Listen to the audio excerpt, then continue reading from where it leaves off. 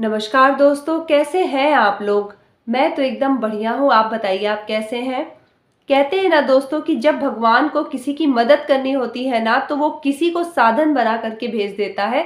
वो खुद तो नहीं आता, खुद तो नहीं दिखता, लेकिन ऐसे लोगों को भेज देता है कि जो आपकी प्रॉब्लम होती है वो सॉल्व हो जाती है और आप भगवान का धन्यवाद देते हैं।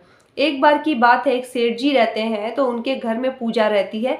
पूजा पाठ में उनको बहुत ज़्यादा इंटरेस्ट नहीं रहता है। वो कहते हैं कि कर्म ही इंसान का सब कुछ होता है, आप जैसे कर्म करोगे वैसे ही आपको फल मिलेगा।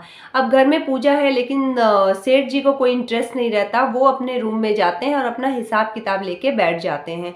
अब पूजा अभी समाप्त भी नहीं हुई रहती है कि सेठ जी को बहुत उलझन होने लगती है।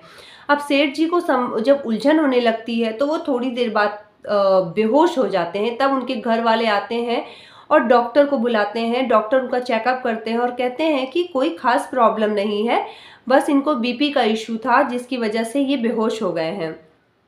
अब जो सेठ जी रहते हैं उनको सीने में हल्का हल्का दर्द होता ही रहता है और उनको लगता है कि उनको बहुत बड़ी प्रॉब्लम होने वाली है। उनको कहीं कैंसर ना हो गया हो, उनको कहीं हार्ट अटैक ना आने वाला हो। इन्हीं सब चिंताओं में सेठ जी परेशान रहते थे कि क्या होगा, मुझे बिजनेस को अच्छे से देखना है, अभी और आगे लेकर के जाना है। बहुत सारी चीज़ें सेठ जी जो है वो सोच रहे थे और अपने कमरे में बैठे थे, लेकिन उनके जो सीने का दर्द था वो कम नहीं हो रहा था। और डॉक्टर का कहना था कि आपको कोई प्रॉब्लम ही नहीं है, ये उलझन आपको ऐसे ही बनी है। ना उनकी उलझन कम हो रही थी, ना उनका दर्द कम हो रहा था। तभी सेठ जी ने सोचा कि चलो थोड़ा सा बागीचे में घूम करके आता हूँ। क्या पता वहाँ जाऊँगा, थोड़ा घूम टहल के आऊँगा, थोड़ा बाहर निकलूँगा, वहाँ से फिर पार्क निकल लूँगा। घूमने टहलने से दिमाग थोड़ा बदल जाएगा और मेरा जो ये उलझन है वो भी सही हो जाए। उसके बाद सेठ जी शाम होती है, फिर निकलते हैं, थोड़ा देर अपने बगीचे में टहलते हैं, फिर भी उनको कोई आराम नहीं मिलता। फिर वो कहते हैं कि चलो बाहर एक पार्क है, वहाँ घूम करके आते हैं। वहाँ जाते हैं, थोड़ी देर बैठते हैं, लेकिन उनकी उलझन नहीं कम होती, उनका दर्द नहीं कम होता है। तभी एक कुत्ता आता है और सेठ जी जो पैरों में चप्पल पहने रहते हैं उसको ले करके वो बहुत तेजी से भागता है। अब आगे आगे कुत्ता भागता है, पीछे पीछे सेठ जी भागते हैं। अब उन्हें अपनी चप्पल चाहिए थी और उसमें वो उलझन और दर्द को भूल जाते हैं कि उनको ये प्रॉब्लम भी थी। अब उनका पूरा का पूरा फोकस उनके उस चप्पल पे था कि किसी तरह मैं अपने चप्पल को पालूं, क्योंकि वो कुत्ता लेके भाग रहा था। भागते भागते भागते भागते कुत्ता पहुंचता है एक घर के पास। वहां पे वो रुक जाता है और उनकी चप्पल वहीं पे गिरा देता है। अब सेठ जी वहां पे अपनी चप्पल उठाने जाते हैं तो वहां पे रोने की आवाज सुनते हैं और वहां पे एक औरत रोती रहती है।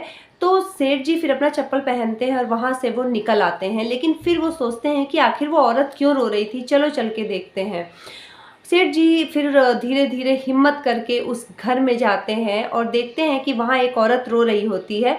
तो सेठ जी कहते हैं कि तुम क्यों रो रही हो। तो कहती है कि मेरा बच्चा बहुत बीमार है। तो एक कल महात्मा जी आए थे, तो उन्होंने कहा कि कल तुम इसी टाइम पे रोना और तुम्हारी मदद करने के लिए कोई ना कोई ज़रूर आ जाएगा। तो जो टाइम उन्होंने बताया था उसी टाइम से मैंने रोना शुरू किया है और देखिए यहाँ पे अभी तक तो कोई ऐसा नहीं आया है, आप ही आए हैं पूछने के लिए। तो सेठ जी कहते हैं कि क्या दिक्कत है तुम्हारे बच्चे को। तो वो जाती है अपने बच्चे से दिखाती है कि देखिए ये मेरा बच्चा है, बहुत बीमार है और उसका हार्ट ट्रांसप्लांट कराना है। मतलब कि उसने अपने शब्दों में बताया कि उसके हृदय में दिक्कत है। तो सेठ जी कहते हैं कि अच्छा। उसके बाद सेठ जी को बहुत दया आती है और वो अपने जो सबसे टॉप डॉक्टर थे उनको कॉल करते हैं और कहते हैं कि इस बच्चे का इलाज करिए। अब डॉक्टर्स की टीम दूसरे दिन सुबह सुबह उसके घर पे लाइन लग जाती है, एम्बुलेंस आ जाता है, उस बच्चे को ले करके जाते हैं और उसके बाद उसका ट्रीटमेंट शुरू होता है। तो डॉक्टर्स कहते हैं इसे फॉरेन ले जाना पड़ेगा, इसकी कंडीशन नहीं सही है। फिर वो सेठ जी उसे विदेश भेजते हैं और उसके बाद उसका ट्रीटमेंट होता है। वो बच्चा इतना अच्छा हो जाता है, बढ़िया एकदम फिट हो जाता है। अब जब से उस औरत के पास गए थे और ये सारी चीज़ें चल रही थी, इसमें जितना भी टाइम सरदार जी को ना कभी दर्द हुआ, ना कभी उलझन हुई, ना कभी कोई फ्रस्ट्रेशन हुआ, कुछ भी, एकदम हेल्दी वो बने थे। और जब वो ठीक हो गई तो उसने इतनी सेठ जी को दुआएं दी कि मतलब उसकी खुशी का ठिकाना नहीं था। उसका इकलौता जो है वो बच्चा सही हो गया था। तो सेठ जी क्या करते हैं, उस औरत को अपने घर लाते हैं, कहते हैं कि तुम मेरे घर पे काम करो, ऊपर कमरे बने, सर्वेंट क्वार्टर्स है, तुम वहाँ पे रहो, तुम्हारे बच्चे की पढ़ाई लिखाई पूरी रिस्पॉन्सिबिलिटी मेरी रहेगी। उसके बच्चे को अच्छी एजुकेशन मिलती है और वो उनके घर का सारा काम करती है, सेठ जी के घर का, और पूरी ईमानदारी से वो अपना काम करती है। तो सेठ जी बैठ के सोचने लगते हैं कि भगवान को जब किसी की मदद करनी होती है तो वो कैसे चीज़ों को तैयार करते हैं। मुझे उलझन हुई, मैं पार्क में गया, वहाँ पे कुत्ते ने मेरा चप्पल वहाँ ले जाके छोड़ा जहाँ पे वो औरत थी, और अगर मैं वहाँ पे कुत्ते के पीछे नहीं भागा होता तो कैसे पहुँचा होता और उस औरत की कैसे मदद किया होता, क्योंकि भगवान को उसकी मदद करनी थी, इसीलिए उन्होंने सेठ जी को जरिया बना के भेजा।